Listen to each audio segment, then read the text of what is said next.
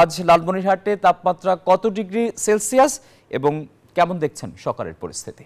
ধন্যবাদ টিপু। আপনি যেমনটি বলছিলেন যে আজকে কিন্তু প্রচুর কুয়াশা আচ্ছন্ন রয়েছে গোটা লালমনিরহাট জেলায় এবং সকাল থেকে কিন্তু মহাসড়কগুলোতে কিন্তু যানবাহনগুলো হেডলাইট জ্বলিয়ে চলাফেরা করছে। আজকে লালমনিরহাট জেলার সকাল ৯টায় তাপমাত্রা হচ্ছে ১৩.২ ডিগ্রি সেলসিয়াস। এই মাঘ মাস পড়েছে, এই মাঘ মাসে কিন্তু শীতের তীব্রতা কিন্তু বাড়বে। পাশাপাশি কিন্তু এখানকার সাধারণ মানুষ, খেটে খাওয়া মানুষ কিন্তু এই ঠান্ডায় কিন্তু একটু কষ্ট পোহাচ্ছে। বিশেষ করে দিনমজুর শ্রেণীর ভ্যান চালক, অটো চালক যারা রয়েছে তারা কিন্তু ঠান্ডায় অনেক কষ্টে পোহাচ্ছে।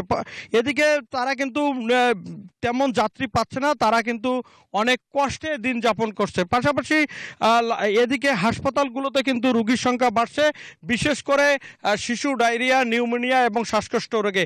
এই হাসপাতাল, 5টি হাসপাতাল, 5টি উপজেলায় 5টি স্বাস্থ্য কমপ্লেক্সে কিন্তু ইনডোর এবং আউটডোরে কিন্তু এই শিশু ও বৃদ্ধরা বেশি চিকিৎসা নিচ্ছে এবং পাশাপাশি বিভিন্ন সরকারি এবং বেসরকারি পক্ষ থেকে কিন্তু শীতবস্ত্র বিতরণ করছে।